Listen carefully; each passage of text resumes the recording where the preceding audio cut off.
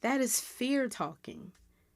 Not making a decision out of fear is still a decision. That's what my counselor told me, and I believe her.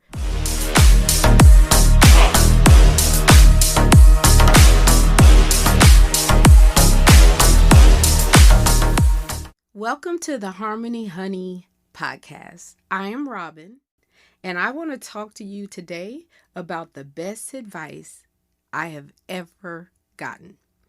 So, there are 6 things that I want to tell you about that have changed my life. And I hope when you hear them, they'll change yours too. So, I've done some crazy things in my lifetime. I'm telling you, if something has happened, I got a story about it. It has happened to me too. Yes, I am one of those people.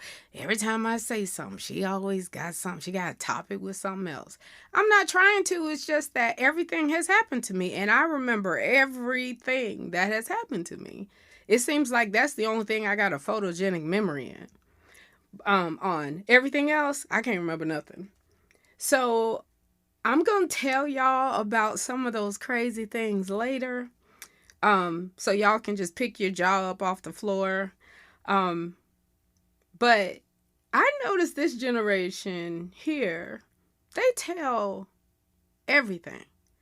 When I say ain't no skeleton in the closet, all of them are on TikTok, Instagram, or Facebook dancing right now. They done told it all. They done told the grandparents' secrets, the mama, the daddy, the cousins, the aunts, because of course all this is affecting them, they say. So they done told it all. We kept the skeletons in the closet. We may have let one out, but we didn't let all of them out to dance around. But they dancing on TikTok. So here is my 6 nuggets. Number 1, storms build strength. Yes, we have all been in storms. I'm lucky I am not in one right now, but I know one will be coming up in the future. But here's what I learned. When I was growing up, I didn't have a father. And I know many of you are the same way. And my mama was an alcoholic, raising 5 kids, so I didn't get no attention from her. She had her own struggles, so she didn't really have time for me. But that taught me to be independent. That taught me to be resilient.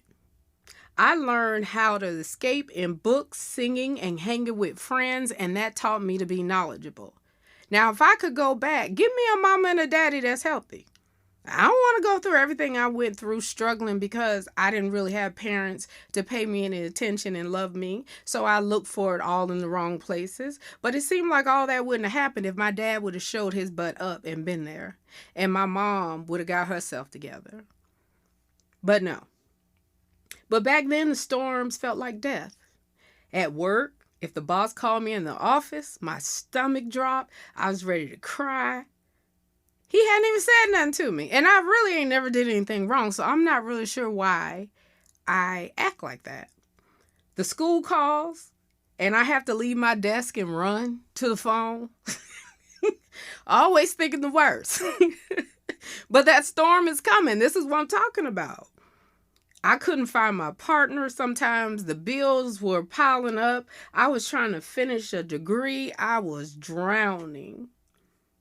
But at the end of all of it, I got through on the other side. And those storms left me stronger. Being cheated on, it taught me self-worth, what I don't want again. Losing jobs taught me how to rebuild and have faith and believe that God was going to see me through, and He did every single time. Failing a class taught me to study harder because there was no excuse. Breaking a bone taught me not to take my body for granted.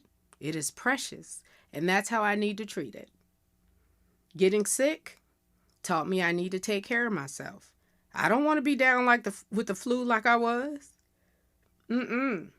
Losing money because I just was, basically threw it up in the air because I have nothing to show for it, taught me how to budget. If I hadn't lost all that money, I wouldn't have felt the need to budget.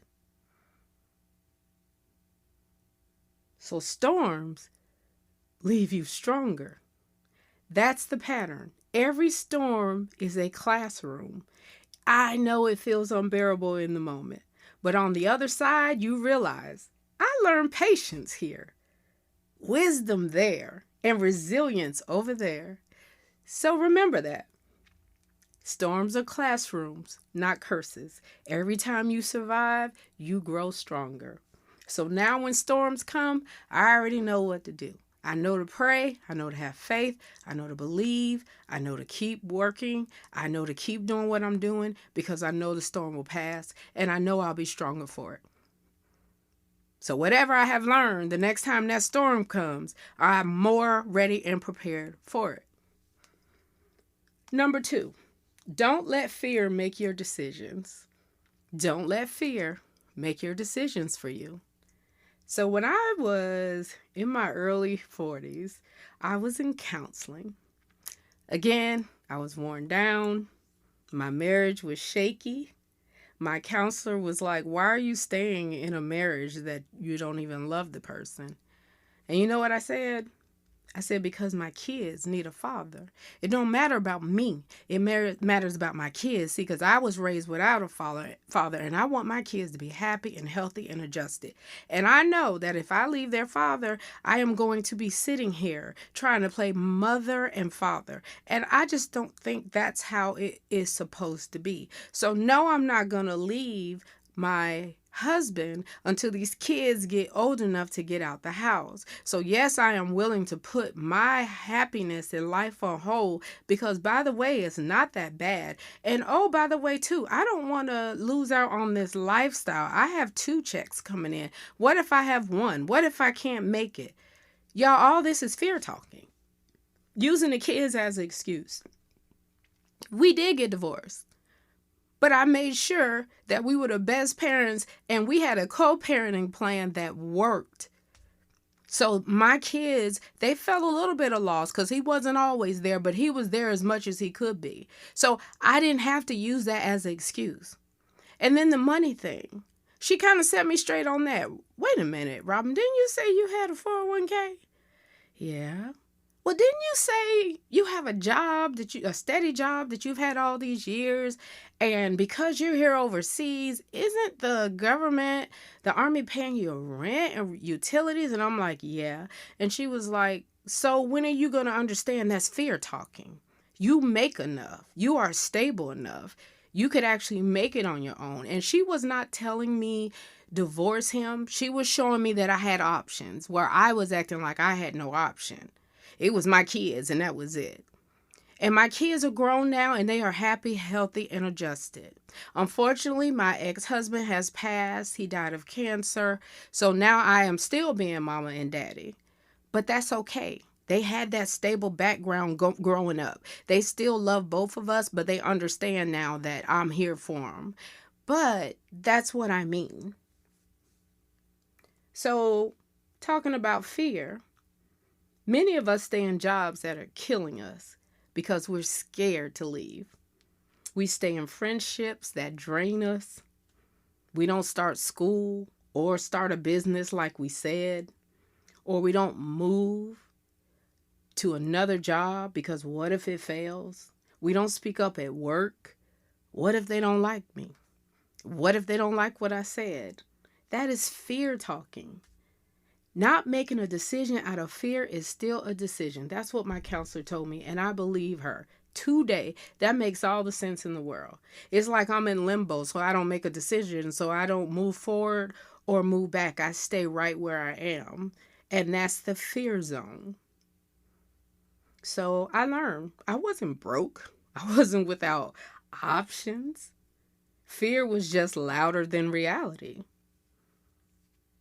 So not making a decision again out of fear is still a decision. So number 3, serenity and self-control. Again, when I was overseas, guys, I like to tell stories. I just love to kind of tie it together. But I had hit bottom with alcohol. I had gotten up to drinking 2 bottles a day on most days. This is how bad it was. I was stressed, depressed, and I had no outlet at the time but to drink. So my counselor said, I am ordering you to go to AA, which is Alcoholics Anonymous. And that's where I first heard this serenity prayer. And I remember hearing it thinking, man, does that make sense? But I never thought about it like that. So here's the serenity prayer, and then I'll explain it. God, grant me the serenity to accept the things I cannot change, the courage to change the things I can, and the wisdom to know the difference. So now let me read that back and kind of give some commentary. God, grant me the serenity to accept the things I cannot change. This is what he's saying. You can't change nobody. You can't change circumstances. You can't change anything that has happened already. You can't even change what's going to happen in the future. So why is some of y'all heads back there in the past thinking about stuff that can't be changed? Why are some of y'all stuck in the future talking about all this stuff y'all going to get or do or whatever? You don't know what's going to happen. You don't even know if you're going to be here tomorrow. You don't even know if you're going to have the same job to get what you need to get. And you doggone sure can't do nothing about the past. So God, help me do the things I can control. What do you have control over? Yourself. You have control over the decisions you make, and that is it. You have control over if you're going to be mad, if you're going to be glad. You have control over your feelings. You don't even have control of your kids. They still can decide to do whatever they want to do. So you want to save yourself a lot of drama and time? You worry about you. Don't worry about all those other people. I'm not saying you can't give them advice, but what I'm saying is you stop right there. If they don't use the advice, they don't use the advice. You keep moving forward. But you tried, but it's not in your control, whatever decision they make. So save some energy. Don't be worried about other people. Serenity means just that, taking care of yourself. Because if you don't take care of yourself, then you ain't gonna have serenity. That's just it. So, the courage to change the things that I can means you. Change what you can. Okay, if you know you're supposed to be on that diet, go ahead and do it, because you could change that. If you trying to be a better housewife or homemaker, you're trying to be a better mother, a better father, only you can change that. That's what you have control over. So change what you can. Some of us, including me in the past, have tried to change other people to get them where I needed them to be. I might as well call him Build a Man. I love to build a man from, the bottom so that he could get where I was. And then once he got here, he got brand new. But see, whatever, in this situation, if I would have done what was in my control, if I would have focused on me for the most part, then I wouldn't have been trying to do that with anybody else. I wouldn't have been trying to build anything. I would have been too focused on building myself. But these are lessons that are learned. So the last part of serenity prayer is, and the wisdom to know the difference. Lord, help me know when I'm supposed to be in somebody's business and when I'm not. Help me understand that everybody don't need my counseling. Sometimes I need counseling on my own. Help me understand that. And so I can have serenity and self-control. Nugget number 4. Don't stop. One monkey, don't stop no show. Lord, have mercy. I'm going to say it again. One monkey don't stop no show. I don't know if any of y'all have heard of this or all of y'all have heard of it, but my grandmother said this all the time when I was growing up, to a point I was like mimicking her. Oh, my monkey don't stop no show. Man, but I have learned this lesson and I have never forgot it thanks to my grandmother.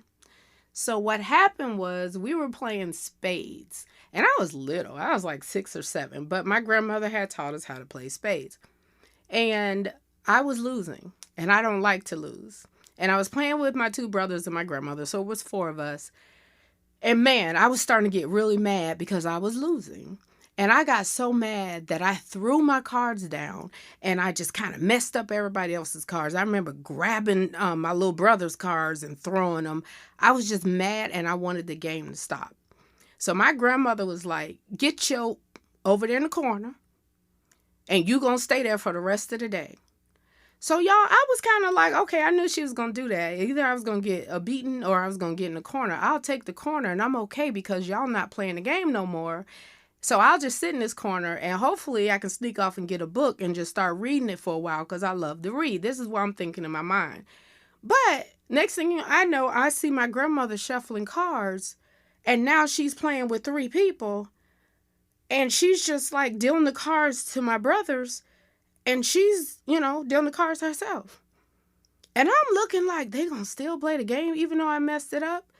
And then here she goes. That's all right, boys. One monkey don't stop no show. And they sat there and played in front of me for hours. I saw this one win, that one win. I was thinking in my head, no, don't play that card, dummy.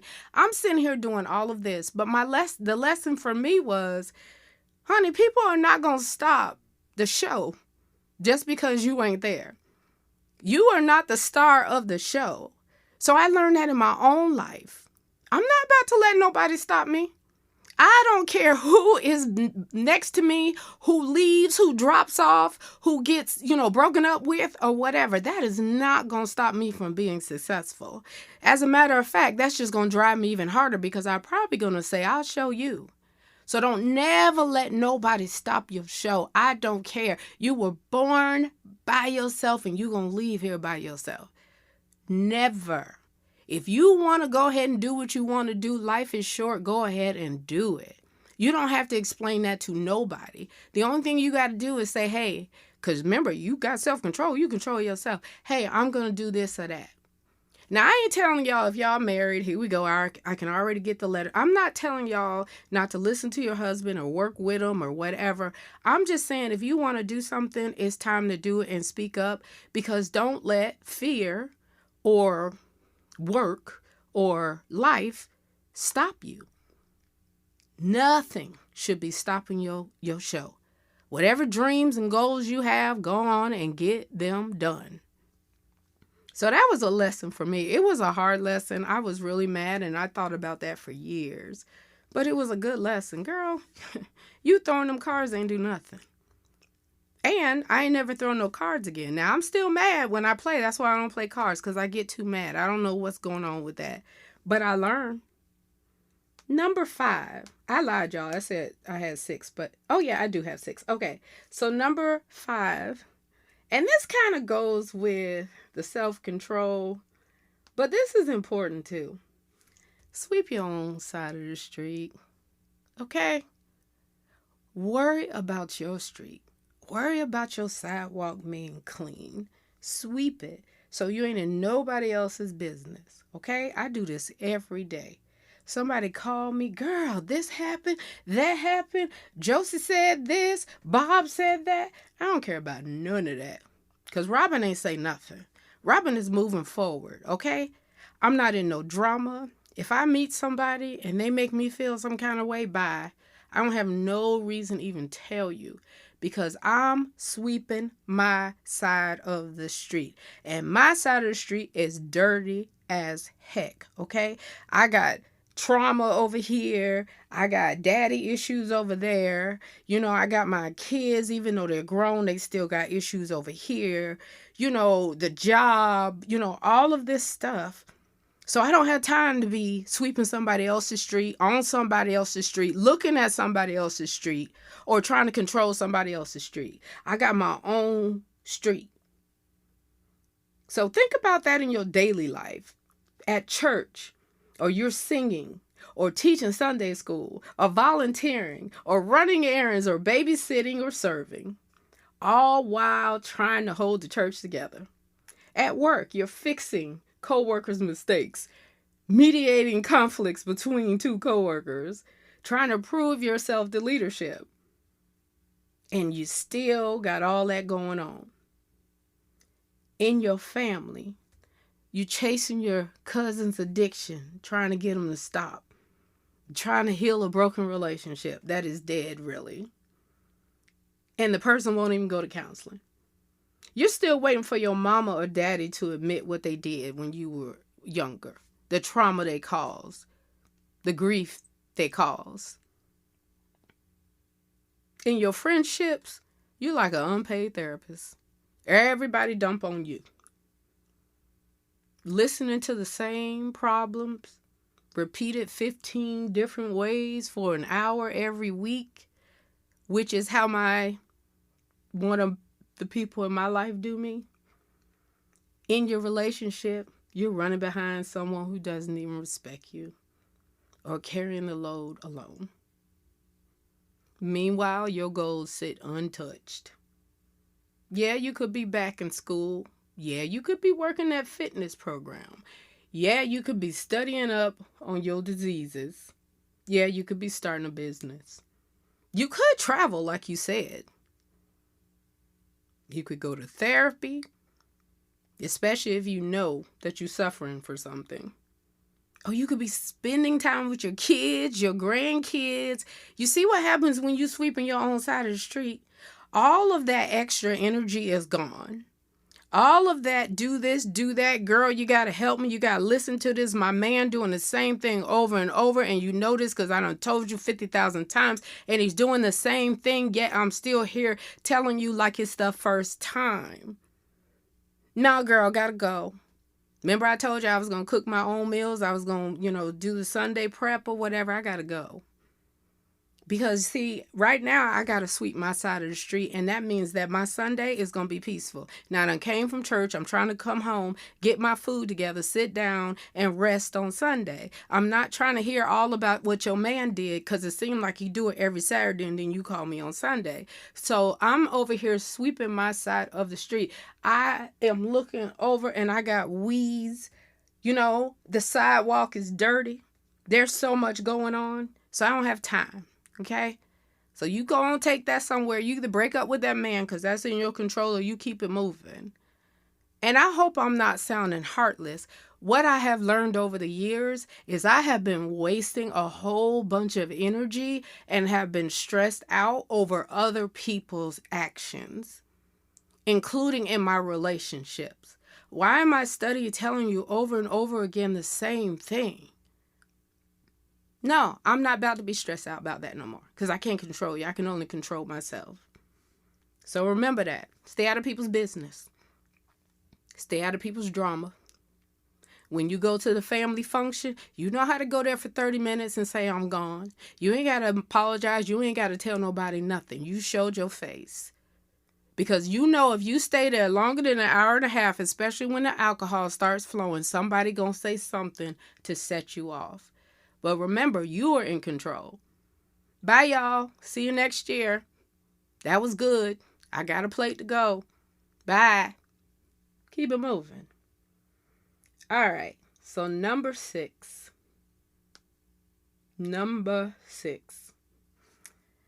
Break the generational curses. Okay. Y'all probably say, well, what generational curses? Okay. I'm going to break it down like this. I was 5 when my great-grandmother died, so I don't remember her. I was a teenager when I saw my grandmother fall out for the first time at the age of 40 with diabetes. So I came home from school and she was laying on the floor. I called the ambulance.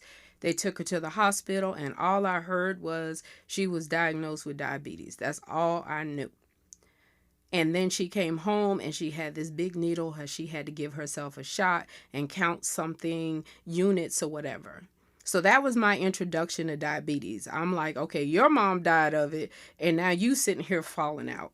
And oh, by the way, her dad is sitting here, who she's taking care of her dad, which is my great-grandfather, and he's lost 2 legs and 2 arms because of diabetes. So when I say generational curse, I mean that the curse is going from generation to generation. And yes, I feel like diabetes is a generational curse. Just like I feel like high blood pressure is a generational curse. High cholesterol, generational curse. Cancer, generational curse. And what I mean by that is you may or may not get it, but acting like it don't exist is not helping anybody. So that's what I did. I act like it didn't exist. Oh, by the way, my mom, she had a stroke at 30 years old.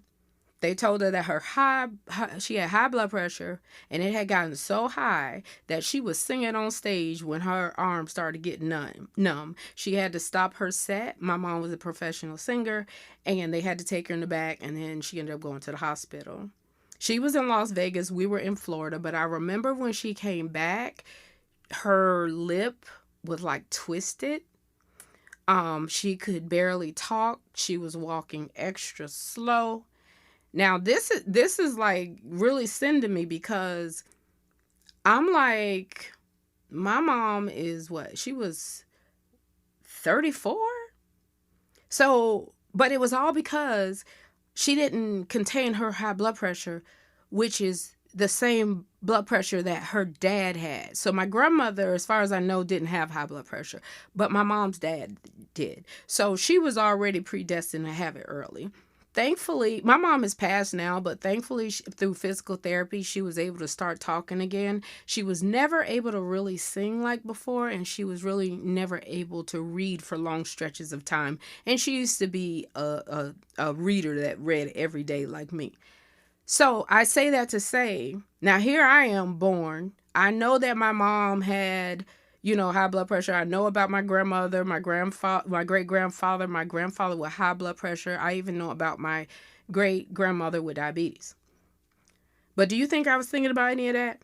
I'm living my life. I done had both my kids. They're little. And I'm just like, just doing everything. In school, working, I'm overseas, I'm having a ball, I'm visiting countries all over in Europe. And one day I eat, and I remember it was breakfast, and I had some toast with jelly, and I got so shaky. I mean, like, I felt like I was about to pass out.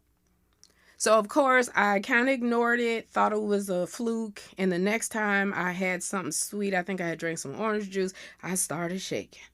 Now, I knew something was wrong. I didn't know what it was, but I knew something was wrong. So I went to the doctor, and he said, "Oh, you have diabetes." What?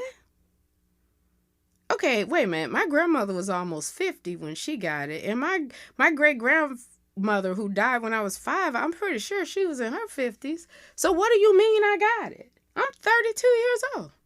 What are you talking about? 2 years ago, you already diagnosed me with blood pressure, so I'm sure I got that from my mom and her dad. You see what I mean by generational curses? Now, if I was really checking for this, I knew what the diseases were in our family, like cancer. That doesn't really run in our family. It doesn't mean someone won't get it. It just means that that's one of the ones I probably don't have a pre-screen to pre-screen. But high blood pressure, if you know it runs in your family, then that's a generational curse that you got to really be checking for. And so the reason for checking for it and getting, early detection is so that you can control it early and it doesn't get worse. With diabetes, I think about my grandmother falling out. By the time she knew she had it, or maybe she knew but just didn't want to go to the doctor because her mom had it, she was giving herself insulin shots. That's later stage. So in another podcast, I'm going to talk about people with diabetes. And if there's something you want to know, let me know. I can talk about any subject. I have dealt with this since I was 32 years old. So we're talking 20-something years that I've had diabetes. And I have never been on insulin because of the scares that my family gave me. I have really been looking out and really taking care of myself because I want to be here. I don't want to be gone like my great-grandmother, my grandmother, my mother, my father is also gone. Like, I have no parents, no grandparents on either side. So I don't want that to happen to you or your family. So share this with someone. But the point is, that is my last nugget. Break these generational curses. Break them now. If you've never had, if you know someone in your family has diabetes or you're feeling shaky or whatever, go get an A1C from the clinic. If you go get an A1C, they're basically going to check your blood sugar. A A1C checks really your blood sugar over 90 days and how it's been acting. Anything under 7, you really need to be on some type of medication. If it's under 7, then you need to start walking or exercising so it doesn't get worse. And if it is under that, if it's like 5, okay, you don't have to worry about diabetes. You're good right now. What your blood sugar is showing is there's no issues. But if you don't get checked, you don't know. So if you have a doctor, go to that doctor and say, hey, I have this running in my family, or I have high blood pressure. The recommendation is get your blood pressure checked once a year and your A1C checked once a year. And even if the doctor says, well, you don't look like you have it, I'm not seeing whatever. If you don't check my A1C, I know it. That's what I would say, because it's not what the doctor is telling you. It's the fact that you got these generational curses. And I'm telling you, they are so strong. Okay, so not only did I get diabetes, but 2 of my siblings got diabetes. And we're all, relatively young.